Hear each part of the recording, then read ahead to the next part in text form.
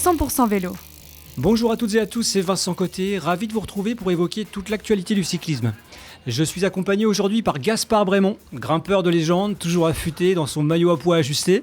Salut. Et Pierre Le Jolivet, le sprinter qui passe bien les bosses et a déjà en tête les classiques flandriennes. Comment ça va, messieurs ? Ça va très bien, salut Vincent, salut Pierre, salut à tous. Salut Vincent, salut Gaspard, tout va très bien, les classiques reprennent, c'est mon moment. En effet, cette saison elle démarre sur les chapeaux de roue.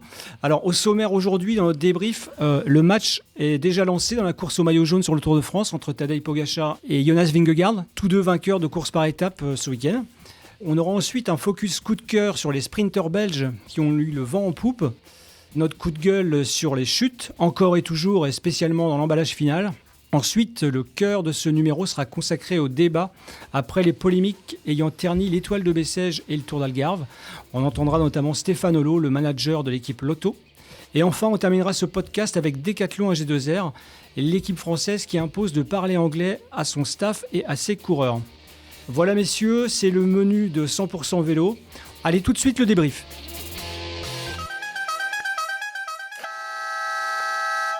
On attaque tout de suite le débrief avec ces prétendants au maillot jaune qui sont déjà prêts. C'est également ton sentiment, Gaspard ? Complètement, hein. On voit déjà Jonas Vingegaard et Tadej Pogačar très en forme. Vingegaard, il a gagné le Tour de l'Algarve en dominant le dernier chrono assez facilement, assez nettement. Il a notamment mis 11 secondes à son équipier Wout van Aert et 50 secondes à Primož Roglič. Donc grosse perf de Vingegaard qui est déjà bien au taquet. Et Pogačar nous a fait du Pogačar aux Émirats, dans le pays de son sponsor titre. Il a gagné les 2 étapes clés avec des arrivées au sommet, on va dire. Et il n'a pas eu énormément de concurrence. Voilà, ça a été du classique, de l'attendu, Pierre. Ouais, il y a eu un peu plus de suspense quand même pour Vingegaard, dans le sens où il a débuté un peu plus timidement. Il disait qu'il a fait moins de prépa en altitude, ce qui a peut-être pu jouer sur le fait qu'il, notamment sur la deuxième étape, qu'il soit pas vainqueur. Par contre, il a très bien terminé sur ce chrono impressionnant où il a tout renversé. Pogačar, Pogačar, il a fait du Pogačar, comme tu dis Gaspard, il a pas laissé de place au suspense et on l'a vu sur la dernière étape, il attaque et personne ne peut suivre. Alors les deux coureurs ont maintenant des programmes assez différents, hein, 2 stratégies très différentes. Jusqu'au Tour de France, Vingegaard en gros va faire beaucoup de courses par étapes. Ça va commencer avec Paris-Nice, puis le Tour de Catalogne et enfin le Dauphiné, la grande répétition avant le Tour de France. Et Pogačar, lui, va miser tout sur les courses d'un jour. Alors c'est peut-être un peu plus risqué, mais il va partir en Italie avec les Strade Bianche, il y aura Milan-San Remo. Ensuite, il bascule en Belgique, dans le nord, avec les Flandriennes. Toujours l'incertitude Paris-Roubaix pour l'interrogation. Et les Ardennaises, à chaque fois des courses d'un jour, toujours. Et le Dauphiné, ce sera une course par étape, la seule qu'il va faire avant le Tour de France. Et il va retrouver à cette occasion Jonas Vingegaard pour le duel avant l'heure du Tour de France. Donc super Dauphiné à prévoir au mois de juin. C'est clair. Est-ce que Tadej Pogačar n'est pas un petit peu trop gourmand en voulant aller sur le terrain des classiques, on comprend, hein, c'est pour étoffer son palmarès, mais au risque de ne pas avoir la fraîcheur suffisante sur les grands tours? On sait très bien qui veut gagner le plus possible. C'était 25 victoires l'année dernière, 25 victoires je crois. Il est déjà proche des 100 victoires professionnelles, c'est assez hallucinant. Et l'année passée, il a énormément couru aussi sur les classiques, ça lui a pas empêché de gagner le Tour notamment. Non, je pense que après, en plus, on a vu que Vingegaard a couru au Pays Basque l'an passé sur une course à étapes et ça lui a pas empêché non plus de gravement chuter. Il n'y a pas de vérité pour moi là-dessus et puis c'est le hasard qui fait les choses un peu. Et puis, allez, pour une fois, je vais défendre Pogačar. Il va quand même un peu plus courir que Vingegaard, sans doute sur le papier. J'ai pas encore les chiffres exacts, mais je pense qu'il va un petit peu plus courir. Et puis, à la différence de Vingegaard, chaque jour où il sera en course, il sera là pour gagner. Il va essayer de gagner toutes les courses auxquelles il participe, les courses d'un jour. Alors que Vingegaard, forcément, sur les courses par étapes, il va laisser des étapes à des sprinters, à d'autres coureurs. Donc, c'est vrai que dans l'approche des courses, ça va être un peu différent. Et Pogačar, là aussi, il va faire du Pogačar. On le reconnaît bien là. c'est quand même, si on adore Pogačar, un kiff d'imaginer sa saison avec potentiellement encore un nombre incalculable de victoires. Et puis, il y a cette hypothèse Paris-Roubaix qui fait un peu fantasmer tout le monde. J'allais rebondir là-dessus, effectivement. Il a surpris toute la planète vélo en postant une vidéo il y a quelques jours, quelques semaines maintenant, où on le voyait en reconnaissance sur les pavés. Vous croyez que c'est du bluff ou vous le croyez capable justement de prendre le départ ? C'est difficile à dire parce que on sait qu'il aime le show et ça peut être très bien un coup de bluff pour faire parler de lui. Mais d'un autre côté, il y a quand même ce monument qui lui manque avec Milan-San Remo. On sait qu'au bout d'un moment, il va forcément s'aligner un jour. Mais en tout cas, il a fait un joli coup de pub, un joli coup de pub pour Paris-Roubaix et ça fait parler depuis quelques semaines. Ouais. Moi, je pense qu'il y a deux choses qui vont entrer en compte. Milan-San Remo. S'il gagne Milan-San Remo, il a la possibilité, pourquoi pas, de gagner tous les monuments cette année. Donc, ça peut peut-être le titiller. Et puis, je pense que l'autre chose, c'est qu'il va se laisser, à mon avis, jusqu'au dernier moment. C'est-à-dire qu'il va attendre de voir comment se passe le Tour des Flandres, qu'il a prévu de participer. Et peut-être que 4-5 jours avant Paris-Roubaix, il va se décider. Ouais, moi, je me permets d'ajouter peut-être un autre argument, Gaspard, c'est que on sait que c'est un garçon qui aime casser les codes, qui sans le dire ouvertement, a quand même envie d'entrer dans l'histoire du cyclisme, et c'est déjà bien entamé avec 25 victoires en 2024, et se dit que généralement les coureurs de grand tour ne veulent pas aller sur Paris-Roubaix. Eh bien, lui, il est sans doute capable de le faire. Mais on va d'abord attendre Milan-San Remo, effectivement, pour voir s'il est capable de remporter sur la Via Roma. Toujours dans le débrief de ces dernières semaines de course, on a des Français qui sont plutôt en bonne forme. Pierre ? Ouais. On parlait de l'Algarve avec Vingegaard. Sur cette même course, on a vu un excellent Romain Grégoire qui a fait quatrième du chrono. C'est assez inattendu. On sait qu'il est quand même pas si mauvais que ça, mais de là à faire quatrième sur un chrono, il a dit chez l'équipe qu'il avait pas mal bossé sur ce secteur cet hiver. Il pensait pas que ça allait autant payer, mais là faire quatrième du chrono et quatrième général, du coup, c'est très surprenant et enthousiasmant aussi. Oui, et puis Groupama FDJ est maintenant équipé par les cycles Willier. On sait qu'ils ont développé un vélo de chrono, et notamment en soufflerie du côté de Silverstone, où les grands rouleurs de l'équipe, que ce soit Stéphane Kung et Rémi Cavagna, ont été très précieux dans ce travail. David Gaudu et Romain Grégoire ont bénéficié aussi de cette préparation, et on voit tout de suite déjà les fruits. Au-delà de Romain Grégoire, cette semaine, on a eu des succès pour Dorian Godon autour des Alpes-Maritimes et Pavel Sivakov sur la Ruta del Sol. Mais il y a eu aussi des Français malheureux, Gaspard, qui n'ont pas pu prendre le départ ou de course. Oui, David Gaudu, notamment dans la semaine, qui a chuté après avoir percuté un chat errant, et donc qui a raté le week-end du côté du sud de la France. A priori, plus de peur que de mal pour le Breton. Il devrait revenir dans les prochains jours et pouvoir partir en Italie, comme prévu. Ce week-end, on a aussi, alors c'est pas une chute, mais Lenny Martinez, peut-être, Pierre, tu as suivi ça aussi. Lenny Martinez qui aurait peut-être pu faire un peu mieux. On le sentait un peu mieux dans le final. Peut-être ils ont mal joué le coup avec Buitrago du côté des Alpes-Maritimes. C'était samedi. Ouais, lui vient d'arriver dans l'équipe. Du coup, il va pas trop non plus aller au clash, mais il a été très fair-play. Mais on sentait qu'il avait quand même peut-être plus les jambes qu'un Buitrago, même si Buitrago était en pleine forme, qu'il avait gagné le classement général du Tour de Valence. Mais là, on sentait qu'il avait plus de jambes. Il s'est rangé derrière Buitrago. Et c'est un peu frustrant parce qu'ils étaient 2 contre 1 et ils ont mal joué le coup, et c'est Scaroni qui gagne.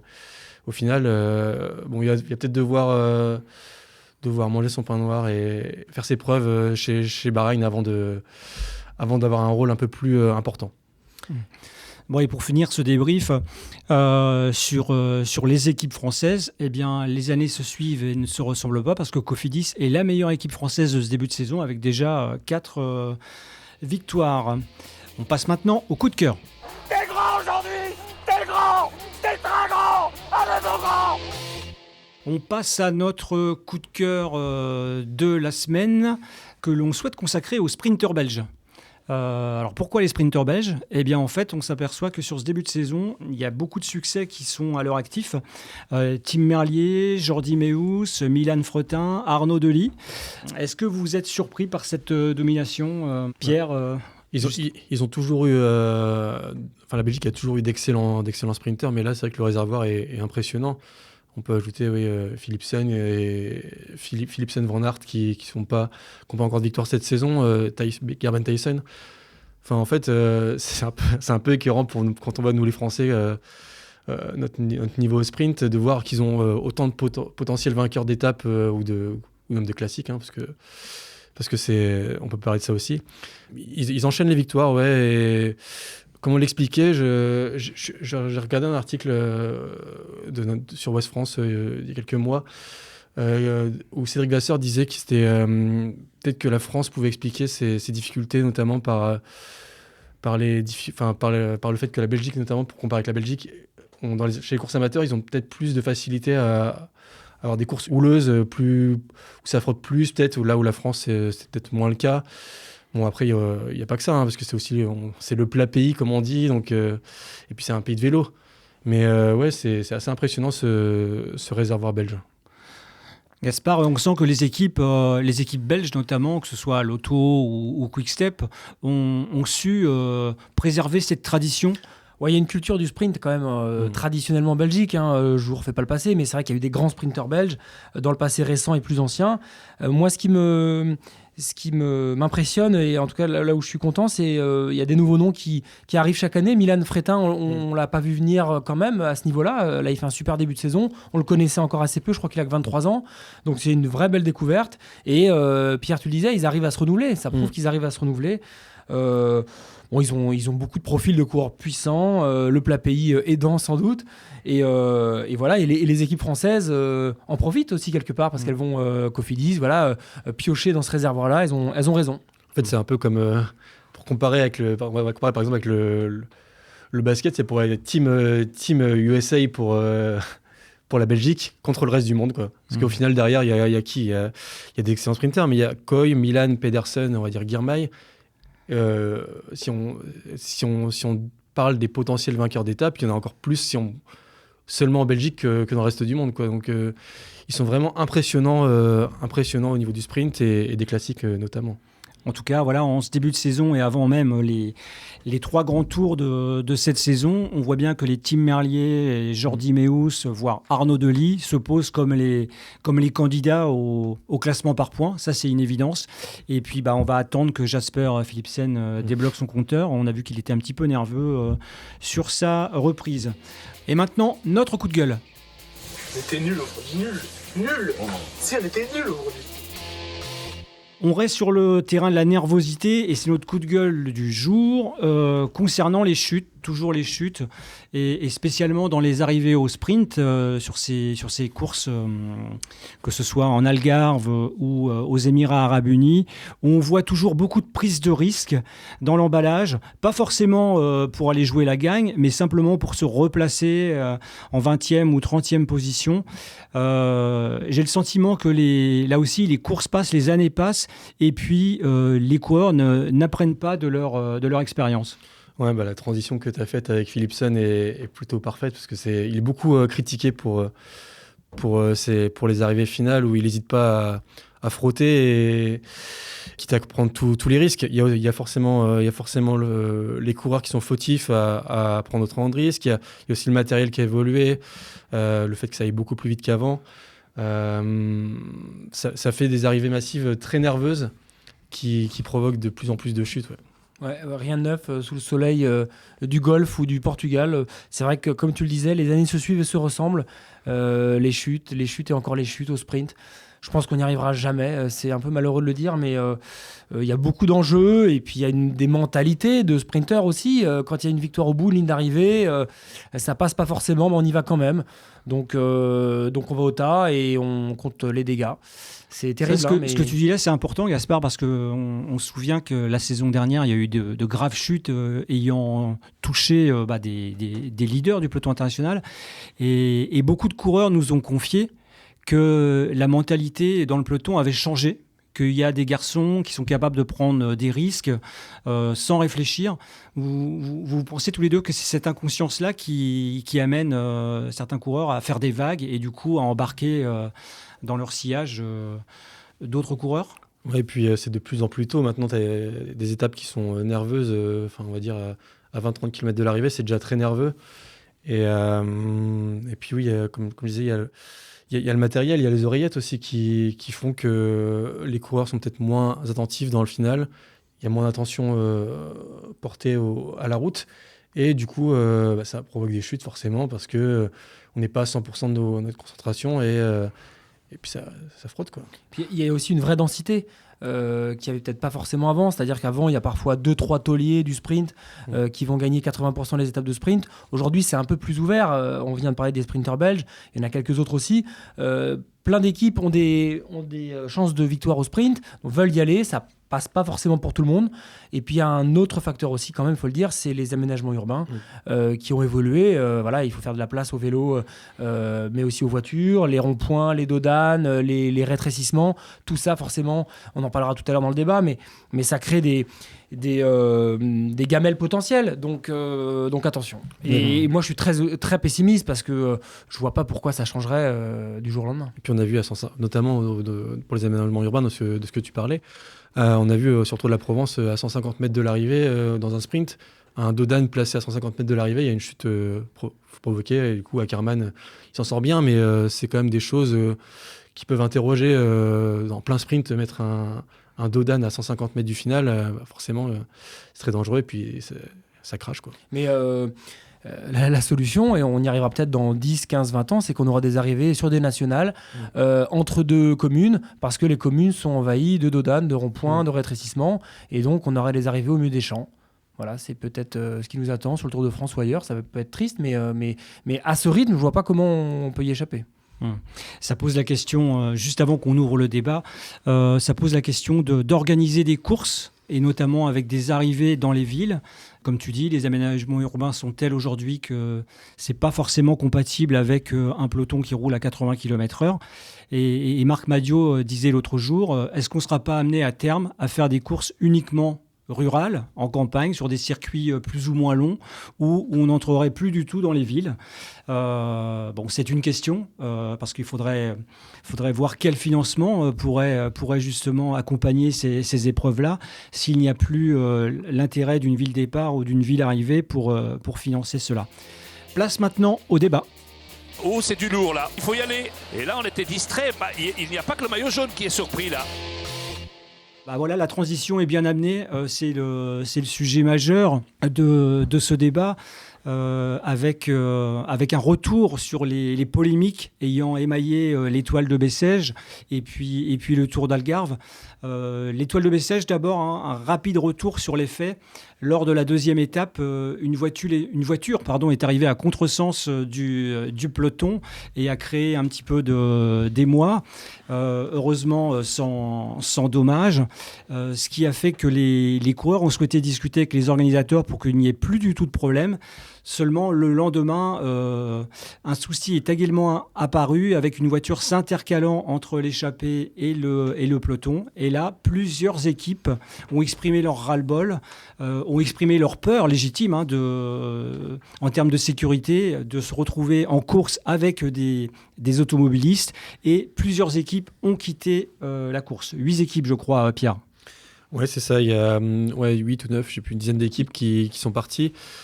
Ce qui est quand même dommage parce que il y a quand même des courses de moins grosse envergure comme Bessèges qui méritent quand même d'exister et qui forcément, vu qu'elles sont moins importantes dans le calendrier, elles ont aussi moins de budget et ça se ressent sur la sécurité. Et on peut pas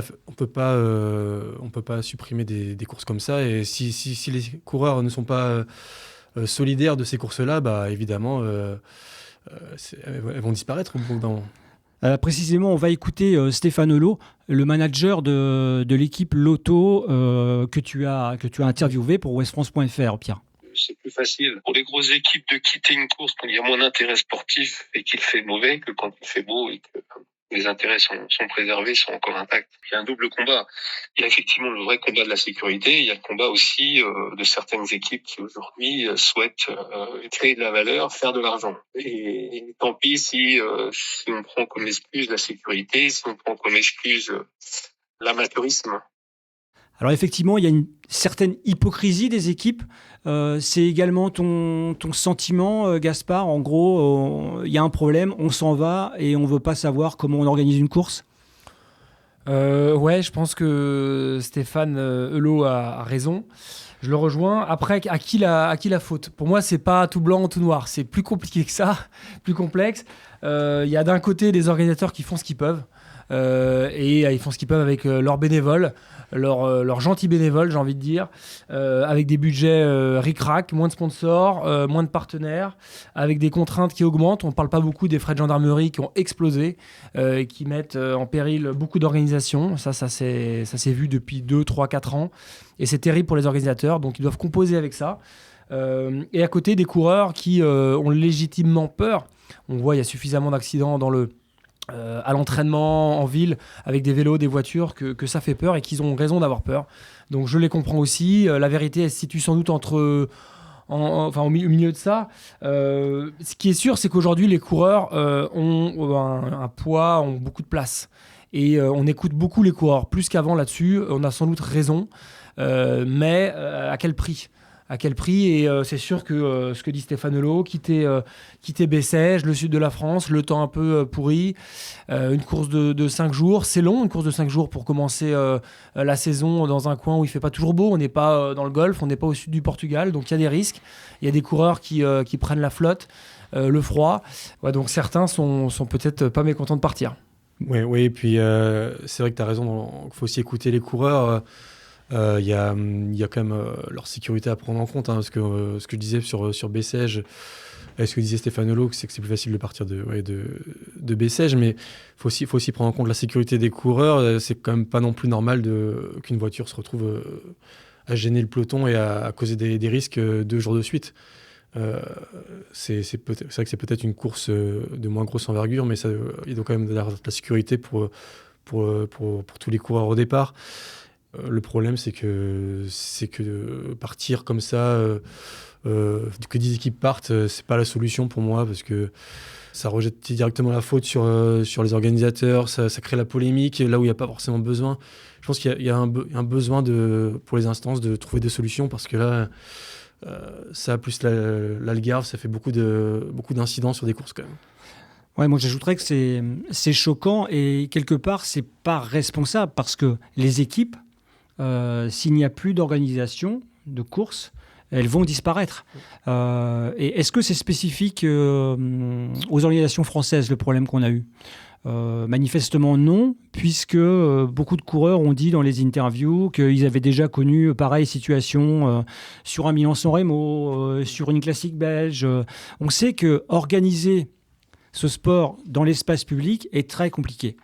Et plusieurs équipes aussi, et notamment les équipes françaises, se sont plaints lors de l'Étoile de Bessèges de l'impossibilité qu'avaient les motos de gendarmerie de remonter le peloton. Vous savez, en fait, dans le final d'une étape, d'une épreuve, les motos de gendarmes font la régulation et sont obligés de systématiquement doubler les échappées, doubler le peloton pour ensuite aller sécuriser les carrefours. Et là, manifestement, il y avait des barrages qui ont empêché, sur cette étape en cause, qui ont empêché les gendarmes de doubler. Donc, quelque part, les équipes sont aussi responsables, finalement, du danger qu'elles créent. Oui, je suis d'accord. Pour moi, on parle souvent de cyclisme à 2 vitesses, mais on est aussi sur des organisations à 2 vitesses. Et il y a des organisations très pro, très calibrées, qui ont du budget, type ASO, type certaines World Tour à l'étranger, ou en France, qui font ça très bien. Et on est sur des organisations beaucoup plus amateurs, à l'arrache, et qui vivotent et qui sont en déclin, qui subissent de plein fouet les conséquences des crises. Et ceux-là, il faut les aider, ou alors il faut qu'elles s'adaptent. Peut-être qu'elles revoient leur calendrier, moins longtemps, moins de jours, à d'autres périodes de l'année, en circuit, parce qu'elles n'ont plus la capacité d'assurer la sécurité des coureurs. Peut-être qu'effectivement, les courses en circuit vont devenir la norme en début de saison ou dans certaines zones de France. Mais en tout cas, je pense qu'elles vont devoir s'interroger, ces courses-là. On ne passera pas à côté d'une réflexion, sinon on parlera des mêmes choses dans 15 ans. Et alors, vous avez vu, l'Union cycliste internationale a ouvert une enquête pour connaître les tenants et aboutissants. Et vous pensez que l'Étoile de Bessèges peut être sanctionnée ? Oui, je crois avoir vu sur un quotidien belge qu'une amende était prévue. Encore une fois, c'est mettre la faute sur les organisateurs. C'est toujours un sujet. Enfin, comme tu dis, Gaspard, il n'y a pas une seule vérité. Hein. Il y a plusieurs fautifs mais en tout cas, sanctionner lourdement financièrement les organisateurs qui n'ont déjà pas un budget conséquent, ça ne va pas forcément améliorer les choses. Et je ne pense pas qu'ils ont besoin de ça ils sont conscients de la faute et de la polémique que ça a engendré. Hein. Ils ne vont pas se dire « Tiens, c'est vrai qu'on a pris une amende, on va réagir ». Non, je pense qu'ils ils veulent réagir, mais ils sont aussi limités par le budget. Et puis, j'ajouterais pour les coureurs que certains voulaient rester, certains sont restés. Donc, il y a aussi un paquet de coureurs, je pense même la majorité des coureurs qui voulaient se battre ce jour-là, qui voulaient y aller, hyper courageux. Et il y a aussi une autre donnée, c'est que certaines équipes n'ont pas le même enjeu au niveau du World Tour, des classements, des points. N'ont pas forcément besoin de points World Tour comme d'autres. Donc, c'est plus facile de quitter une course quand on est dans le top 5 du World Tour et qu'on est un peu tranquille au niveau de ce classement que quand on joue le maintien. Et que course après course, on se bat pour des points. Ça aussi, c'est une donnée. Donc, attention.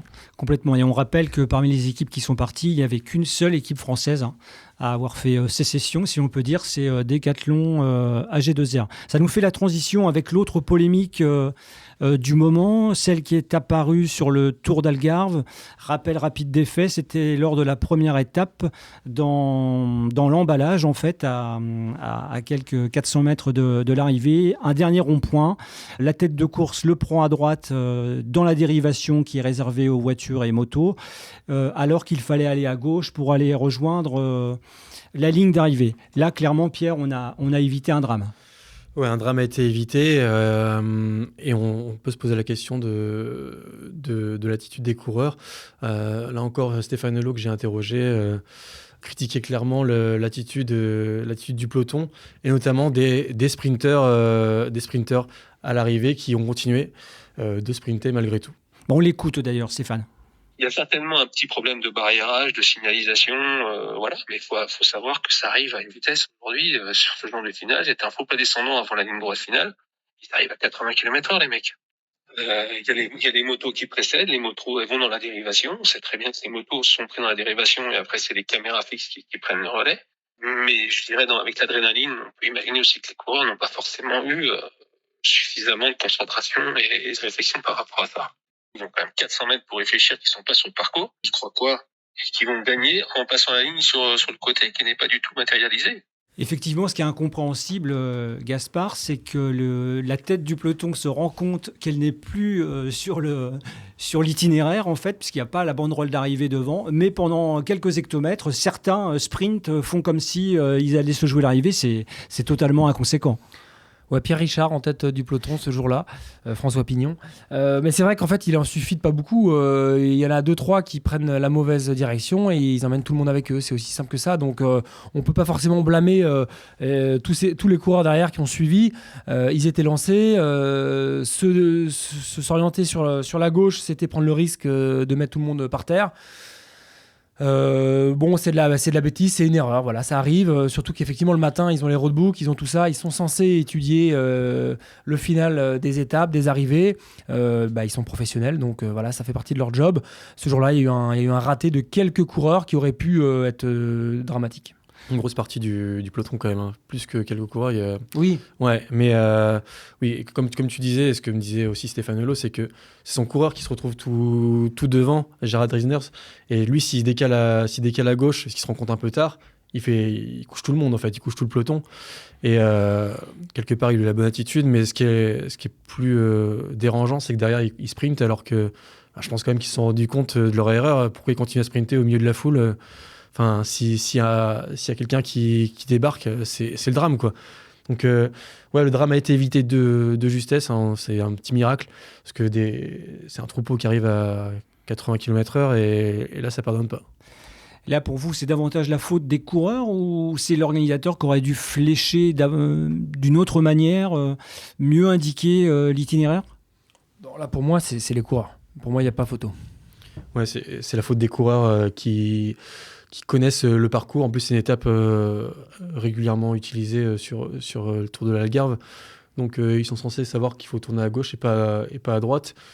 Et dans ce sens, c'est une faute de route. Et malheureusement, ceux qui l'ont emprunté de bonne manière n'ont même pas gagné en plus. Alors c'est ça le problème, c'est que derrière l'UCI annule l'étape.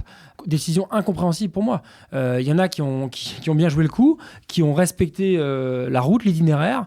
Il y a un premier qui a franchi la ligne, il est vainqueur, point. Pour moi, il n'y a pas de polémique, il est le vainqueur incontesté de l'étape. Oui, tu as raison Gaspard, et en plus, il n'y a aucun point de règlement stipulant ce cas de figure. Mais Filippo Ganna, qui remporte l'étape, est injustement, finalement, privé de sa bonne trajectoire et de sa bonne course. Enfin, j'ai pas trouvé beaucoup de réflexion négative après cette décision. Ouais, c'est lunaire. Et, on se demande pourquoi cette décision, en fait. Après, il n'y a pas de précédent. Même Stefano, qui a depuis des années dans le vélo, dit que c'était jamais vu. Donc, il n'y a pas de jurisprudence. Et l'UCI n'a pas trop su comment réagir. En tout cas, je pense que la décision est mauvaise. Et peut-être qu'ils n'ont pas voulu... Après, c'est qu'un ressentiment. Pas voulu faire perdre trop de temps à des Jonas Vingegaard, par exemple, des coureurs très importants, et c'est pas facile de les sanctionner en leur faisant perdre du temps et potentiellement le général, quoi. Ouais, c'est problématique, mais aucune équipe, après ce couac, n'a voulu quitter le Tour d'Algarve. Pourquoi ? Parce qu'il y a davantage de points UCI qui sont distribués ? Non, parce que je pense qu'ils se sont sentis un petit peu bêtes quand même, certains, et ils se sont dit, là c'est de notre faute, donc on va pas jouer les malins, et on va rester, c'est le début de la course, on y va, il fait beau... let's go, quoi. Puis il y a peut-être aussi le précédent sur Bessèges où ils avaient quand même été bien critiqués pour être partis. Donc peut-être qu'ils se sont dit on va peut-être pas repartir encore, même si du coup ça pose question sur le fait de partir de Bessèges et de rester en Algarve. Et enfin, le coup de blues. Bah ouais, qu'est-ce que je me sentais bien et tout, et je suis 5e, quoi. On passe enfin maintenant donc à notre coup de blues, hein, c'est comme ça qu'on l'a nommé sur recommandation de Gaspard. Je voulais qu'on évoque Decathlon AG2R, l'équipe, la meilleure équipe française du World Tour en 2024, qui continue de s'internationaliser, on va le dire comme ça, et qui en ce début de saison a imposé la langue anglaise au sein de son staff et parmi ses coureurs. Comment vous accueillez cette décision ? Comment vous l'interprétez ? Pierre ? Personnellement, je pense que c'était nécessaire parce que il y a qu'à regarder le docu Netflix sur le Tour de France où on voit que le staff est plutôt limité en anglais. On écoute Julien Jourdi, c'est comment dialoguer avec un Ben O'Connor qui est son leader, qui sont un peu gênés au milieu de coureurs français, et pour attirer des coureurs de plus haut niveau, de très haut niveau, il y a besoin de parler la langue la plus parlée au monde, et je pense que c'est comme ça que notamment qu'ils ont attiré la petite pépite norvégienne Stone Mittet. Je pense que sinon il serait pas, je pense qu'il serait peut-être pas arrivé s'il n'y avait pas eu cette mini révolution. Moi, ça me choque pas non plus. Franchement, ils roulent sur des vélos français, et ils décident de parler anglais. C'est le sens de l'histoire. Ils ont beaucoup de coureurs étrangers dans leur équipe. C'est une équipe, tu le disais tout à l'heure, très World Tour, qui est en haut du classement, qui a fait une super saison avec des coureurs étrangers, Ben O'Connor l'an passé. Je suis pas choqué, et puis en plus ils ont des petites pépites qui seront sûrement amenées à partir dans des équipes étrangères dans quelques années, donc ils leur préparent le terrain, c'est très bien. Mais c'est quand même l'identité française qui est quelque part menacée. Pour moi, l'essentiel, c'est qu'ils conservent quand même des coureurs français dans leur effectif. Pour moi, c'est surtout ça qui fait l'identité. Et là, c'est le cas, parce qu'on a quand même des Clément Berthet, Paul Lapéra, Benoît Cosnefroy. Enfin, il y a beaucoup de coureurs français qui sont performants dans cette équipe. Et c'est surtout via les coureurs qu'on s'identifie à une équipe. C'est vrai que par contre, si Decathlon AG2R ne recrute plus que des coureurs étrangers, qu'il n'y a plus un seul coureur français, là oui, ça posera question. Mais pour moi, pour l'instant, non, il n'y a pas de scandale, évidemment. Après, pour moi, c'est assez logique, c'est assumé. Depuis quelques années, c'est vrai qu'on voit AG2R sur le Tour de France, par exemple, gagner avec Bob Jungels, Félix Gall. Ils ont gagné avec Ben O'Connor aussi. Voilà, c'est quand même des coureurs étrangers. Bon, ils sont dans leur lignée, quoi. Ils suivent leurs traces. Est-ce que le fait que Ben O'Connor soit parti, là, c'est une interrogation. C'est peut-être ça qui a déclenché cette nouveauté. Peut-être que Ben O'Connor est parti parce qu'il se sentait seul, que les briefings n'étaient pas en anglais, qu'il ne comprenait pas grand-chose, et que peut-être qu'il a émis l'envie que les briefings soient en anglais, que ça n'a pas été fait, et qu'il est parti, et que du coup, ils se sont peut-être dit qu'il fallait changer quelque chose. Et depuis, Julien Jourdi nous a confirmé qu'il avait pris des cours d'anglais pour justement se mettre à la page. Mais vous pensez que d'autres équipes françaises peuvent suivre cette voie, comme Groupama FDJ, Total Energy? Non, je pense que Groupama FDJ n'est pas prêt de faire ça. Non, je ne pense pas qu'Arkea non plus, Total Energy non plus. À la limite, Cofidis, why not? Je ne sais pas ce que tu en penses, Pierre, mais sinon, non, je pense que l'équipe de Marc Madiot, ce n'est pas demain la veille qu'elle se mettra à l'anglais. Non, et puis il n'y a pas forcément le besoin, parce qu'il n'y a pas autant de coureurs étrangers dans les autres équipes françaises, pardon. C'est aussi un choix, je pense, de faire une équipe très française chez Groupama ou chez Arkea. Decathlon, c'est beaucoup plus international, comme tu disais, Gaspard, tout à l'heure. Donc, il y a aussi besoin de s'adapter et de prendre des cours d'anglais pour Julien Jourdi ou de faire les briefings en anglais pour que les coureurs se sentent à l'aise. Et toi, Vincent, qu'est-ce que tu en penses? C'est l'internationalisation, hein, comme on l'a dit, en fait. Hein, c'est la suite logique, sachant qu'il y a des coureurs de toute nationalité, mais aussi des directeurs sportifs, on le voit, puisque les staffs sont de plus en plus conséquents, où il y a différentes nationalités, donc c'est effectivement une manière d'harmoniser les choses. Mais j'espère que les coureurs français, entre eux, continuent quand même de discuter le soir dans leur chambre, dans leur langue maternelle. Bien, merci Pierre, merci Gaspard, merci de nous avoir écoutés, et avant de se retrouver lundi prochain pour un nouveau numéro de 100% vélo, n'hésitez pas à interagir, à nous suivre sur la plateforme westfrance.fr, mais aussi sur la page Facebook 100% vélo. Faites-le savoir autour de vous si toute l'actu cyclisme vous branche. Voilà, bonne semaine à tous. Salut. 100% vélo, un podcast Ouest France.